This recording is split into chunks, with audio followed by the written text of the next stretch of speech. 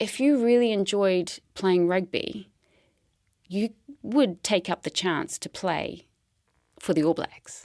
I'm Sharon Brett Kelly, and no, this detail is not about rugby.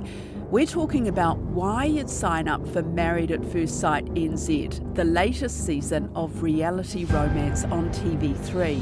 How was your marriage? Like wedding? Oh, yeah. Cara looks stunning. She was beautiful. Came out in this lovely... I reckon she likes me. I think so too. Oh, Yeah, definitely. interestingly, you're not your typical type. No, I'm not. Yeah. That's an attack on my integrity. It is bafflingly compulsive viewing. But why do we watch something that fascinates us and disgusts us, that makes us cringe and go all gooey all in 1 hour? And why, oh why, would anyone sign up for it? Well, AUT Senior Lecturer and reality TV expert Dr. Rebecca Trelease reveals all. To get the feeling that you watch, when you see those relationships work, when you see the love blooming, imagining like getting that for yourself would be amazing. Spoiler alert, it didn't happen like that. But as TV reviewer Carl Pushman says, there's something else going on here that explains why the stakes are so high for the show. With Three's precarious position, it does feel like there is a lot riding on this, mainly because this is their whole brand now. They've jettisoned everything of what we know as Three to bet the house, quite literally, on reality TV. Now, everyone raves about the Oz version, so see if you can spot the difference. Is she serious? I think, like, for me, No. Like, my entire life, I've been told that my boyfriend is Just a little bit blindsided by it, to be honest. But What do you mean It was like quite... It was blindsided in the fact that it's brought up again today. Well, let's get Carl's verdict.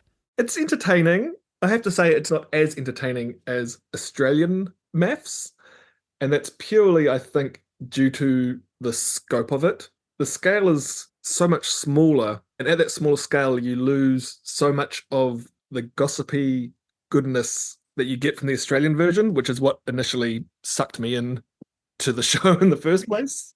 But that said, I'm still finding it entertaining. I'm still wanting to see what happens next.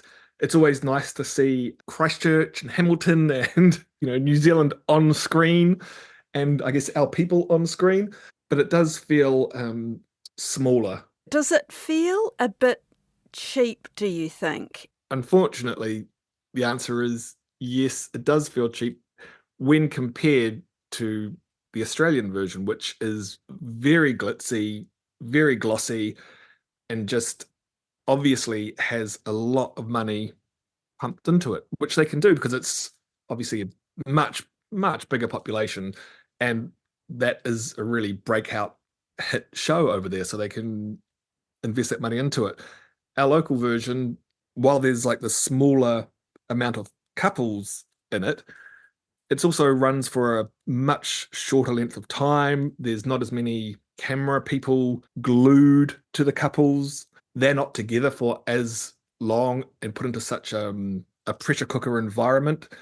And then there's some very obvious product placement, which is laughably bad. Whenever it happens, it's just amusing in all the wrong ways.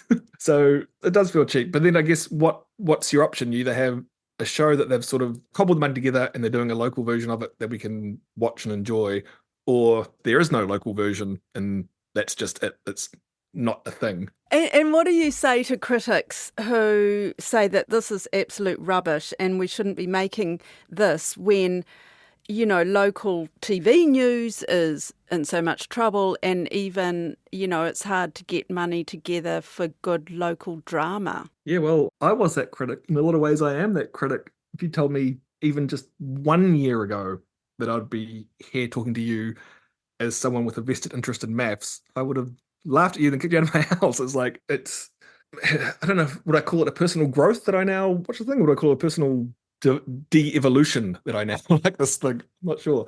But the gist is different strokes for different folks. Like we have had some fantastic local dramas come out in the last year, and After the Party was just brilliant. So we should be funding those. We need to see our stories ourselves reflected through the media that we're consuming. That also includes stuff like MAFS and house renovation shows and cooking shows, My Kitchen Rules, all that stuff, because that is also a part of the culture. Whether critics like myself aren't into those shows and cannot see the worth or value particularly in those shows, they're still reflecting that part of New Zealand that exists, that's out there. If you can just turn off all basic critical functions, you might be able to enjoy these shows as well, like myself. Now, for those not in the know, MAFS NZ is back after a 5-year hiatus. Among our Kiwi contestants or participants or victims, whatever you call them, we've got a giggling bride, Maddie, who does Reiki on her pet guinea pig, single mum Sam, who already has her own following on social media, Mike, who likes to preen his long beard. I enjoy having a nice big bushy beard, yeah. I straighten it. It's kind of a question that a lot of people ask, do you straighten your beard? And someone who says what not a lot. So what I look for in a woman is someone who's fun, bubbly, no negative vibes or whatnot. Someone who's got their own thing, going and whatnot. I do like socialising and whatnot, yeah. Rebecca Trelease has experienced reality TV from both sides, and she wrote a thesis on the subject. That academic approach didn't go down well when she appeared on The Bachelor in 2016. I am so invested. It's 3 hours a week and I'm invested and I'm wanting to watch it at 12 o'clock when it's released on the streaming platform instead of waiting until 7:30 in the evening for broadcast television. It's changing my schedule. When it's got the power to do that. Yeah. That's incredible. It's making us structure our lives around being up to date. I guess so. I find it very cringy. But, like you say, I'm still watching it because I want to know what happens now. So, Rebecca, you're a senior lecturer at AUT. You take it seriously, obviously. Yes. But a lot of us struggle to take it seriously because it's called reality television, but it's not real. Mm-hmm. I mean, let's look at MAFS. The premise of it is so unreal and unrealistic, isn't it? It's so interesting to me because I have followed for the last 25 years reality television. To me, I'm like, oh, cool, this is great. I buy in to what the format is telling me. And then just yesterday I was trying to explain to my partner how on Married at First Sight, one of the couples, they're married, but he had to tell his wife. And he was just like, what, now he's married? And I actually had to say, no, that's the show. They're getting married at first sight, and it just blew his mind that this is something that I actually sit down and watch and enjoy, and it's kind of, that is what we make as content. I want to know from you why anyone would be on a show like this, because they are exposing so much of themselves, and it's all right for the viewer, it's all right for a cynic like me and for a lot of viewers to watch it and then pick it apart and pick the people apart. Mm-hmm. You've actually been on a reality romance show. That is a rose. Yeah. Do you accept this rose? I don't think I can take this back with me to a rose ceremony. What about this one? Why? What was your key motivation? Was it you were looking for love? You wanted to find the love of your life on The Bachelor? I mean, I was single. Yeah. In my 30s. Yes. And I also had always wanted to get the feeling that you watch. So when you watch people do really well, when you see those relationships work, when you see the love blooming, imagining getting that for yourself would be amazing. Imagine if it could actually happen and you were a part of that and it got to happen to you. That to me was that's a dream come true. It was like living in your own romantic movie kind of thing. So there absolutely, as a single woman, as oh my gosh, this works, particularly because season 1 worked really well in New Zealand. So Art and Matilda were we were just so spoiled. with that season because they were the perfect. golden couple. They were perfect. Yeah. I came into this hoping that I would meet a girl that I could love. And I think I have. So if you'll have me, I would love to be yours. And they still are, and they've got all these children, and they're married, and it's like we actually saw love blossom in reality television. Were you in that show? No, I was in the second season where it very specifically needed to step away from who Art was as a bachelor. A new season, still in the same format, but it needed to have a different style and a different form to it. So unfortunately, it wasn't the same type of experience. But as a participant, you must have to be prepared to be revealed as somebody who might not be you, because it has to pick out the dramas, the tears, the laughter, whatnot. I love it. It may not be showing you as you are. That's probably what I'm trying to say. I think there was a point up until you could watch it and be like, that's me. Even from like the very first episodes, my family could spot where it wasn't something I'd say. Like they absolutely knew. So you were told to say it, that was scripted? It would be you say a full paragraph, but they only take the second sentence of it. And so you kind of give this context in the interview, but then only the second sentence is used, and it's kind of like, that's really weird. Did you walk away from it happy with the whole experience? No, I found it very difficult. For me personally, I do like to put myself out there to learn about myself and to learn about other people. So it's like signing up to do a marathon when I don't train. Like, why do I do this? Because it's going to make me go out and push myself and change and develop and grow. Like, that's just the type of person I am. I sign up to do a PhD. Like, I want to go and explore and see how I can cope with such challenges. So to me, wanting to go on a show and wanting to kind of see, hey, maybe this is why I'm in my 30s and single. Let's like try and figure this out. How do I grow in this? Like, that was the approach. That was my reason. I still thought that you would be treated like a human.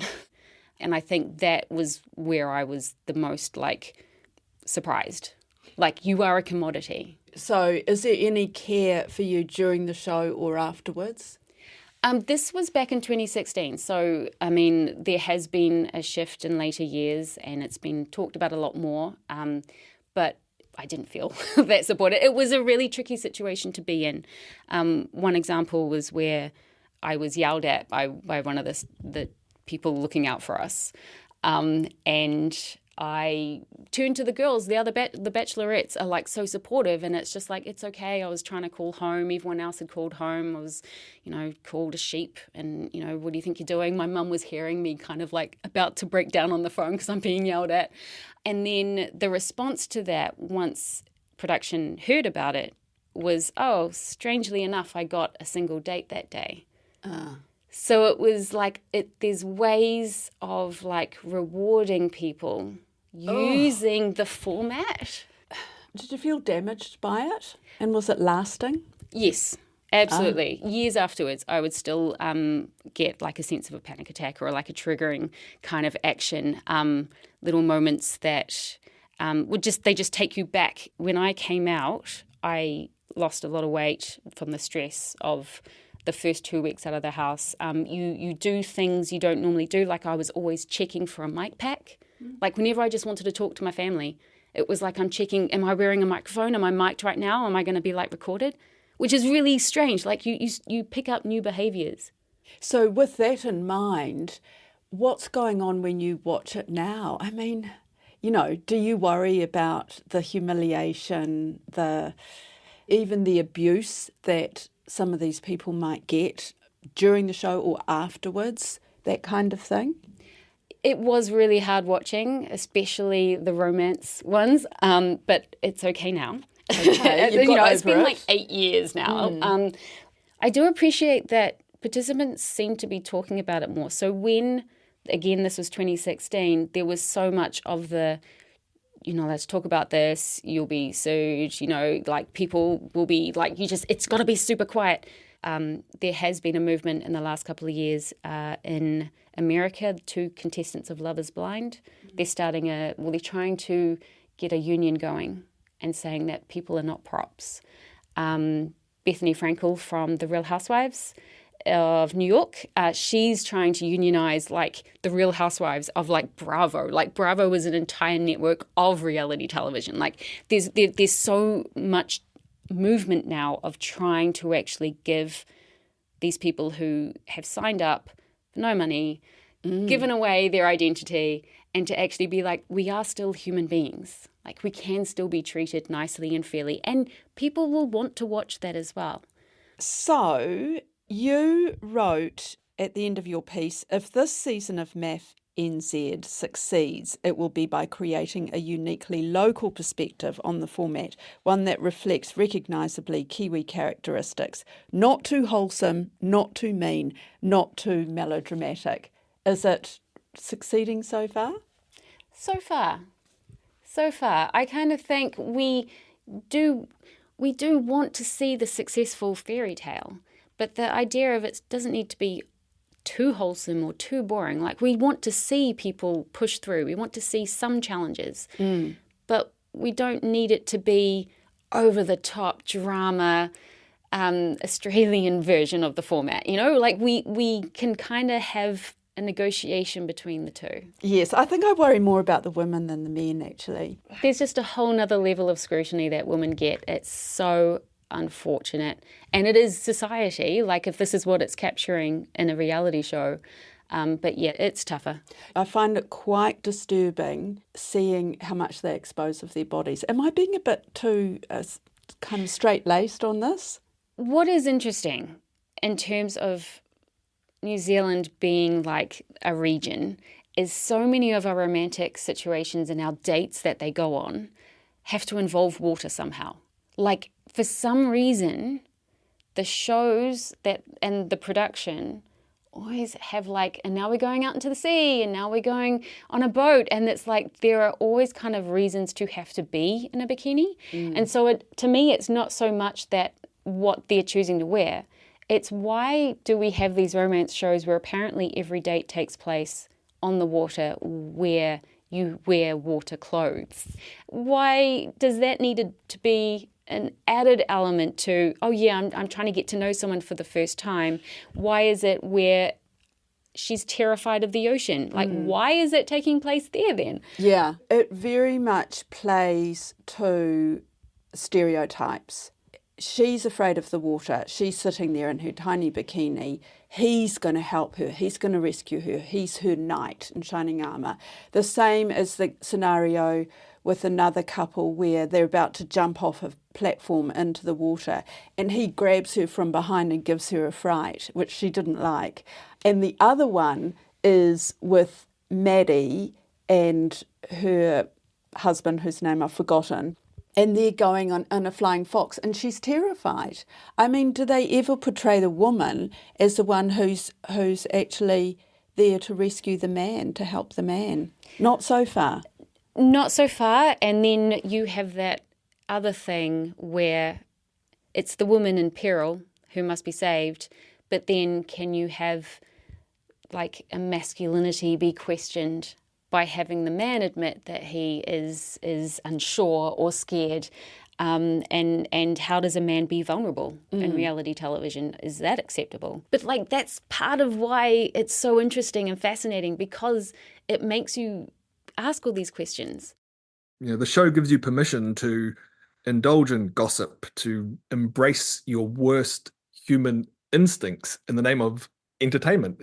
You want to gossip, you want to cringe, you want to jeer and cheer and all that stuff, and MAFS is an outlet to do that. One of my colleagues calls it a horrible Stanford experiment, and that it shouldn't be allowed. It's so cruel and it plays on stereotypes, that kind of thing. Does that go through your head when you're watching it, or are you watching it purely for the entertainment and you don't care about what happens to the people? Well, the people have, they're not being put at gunpoint to go on the show. They've all sent in applications to be on it. I think at this stage of the game, so to speak, everyone knows what they are in for when they apply for a reality TV show. It's not any big surprise that you're going to be edited into the worst way possible. Your best self is going to be left on the cutting room floor, and your worst self is going to be amplified, highlighted, and shown to, the world, New Zealand in this case. So to say that it's cruel, etc., feels a little bit overblown. I'm not a reality fan at all, particularly. I got sucked into MAFS because my wife was watching it, and I'd be sitting other end of the couch, like reading or scrolling, whatever. I just kept hearing it, and then gradually I started looking up from whatever I was doing and catching little glimpses, and then finally I was sitting beside her watching the whole the whole thing. And it wasn't the beautiful aspects of the show of two people finding true love that suckered me into watching this show. It was all that grimy stuff that makes you feel in normal life a bit icky inside. But that's what this show is really. It's what it's all about. This is me trying to be to think a bit deeply about it, and maybe I shouldn't be. But do you think it makes us it forces us to rethink how we judge people, especially from first impressions? I don't know if MAFS is the best way to prove that hypothesis. There are deeper questions that you can sort of ruminate on with the show. They like to call it an experiment, which I think is a bit of a lofty term for what they're up to. But is attraction, romance, love something that you do need to have that spark of electricity to have? Or can you just put two random people together, even though they've been hand-selected by experts to match? Which, again, another dubious claim. A lot of the time you just feel like, I think they've just put these two together to get some fireworks to make the show interesting. But can that, I guess for want of a better term, an arranged marriage work in Western society with all our expectations of what a relationship is and should be and can be? So there are definitely openings for deeper thought around the series. But from my point of view, it's just ice cream TV that I just stuff in my face and then feel bad about afterwards. What are your predictions, Carl? Do you think any of them will stay together? Oh, that's the dream, isn't it? You want love to conquer all? It's not going to happen, though. No, it feels unlikely, and I'd almost be disappointed if it did. To be honest, like I said, I'm not there as a viewer. I'm not there for the right reasons. I'm there for all the wrong reasons. It's the popularity of the show, and I think reality TV in general is just that it's, well, like I said, it indulges your worst instincts as a person, but also it's easy to watch, and they make it purposefully easy to watch. And life is so hard often. There's so many things going on in your day that you don't always want to come home and put on prestige television or a show with complex interweaving narratives that you've got to pay super attention to. That's the box that reality TV fills. It's the definition of mindless entertainment. Do you think it's been successful enough that they'll have another season of MAFS NZ? I hope so. And I hope so that it's successful enough for them to get some more money, make it bigger, make it better, have more people, more of those tensions and more explosive personalities being shown. I sincerely hope that this awful show returns next year and is even worse in all the best ways. That's it for today. The Detail is supported by RNZ and NZ On Air. Davina Zimmer and Alexia Russell produced this podcast. Alex Harmer engineered it. Thanks to Rebecca Trelease and Carl Pushman. I'm Sharon Brett Kelly. Stay tuned.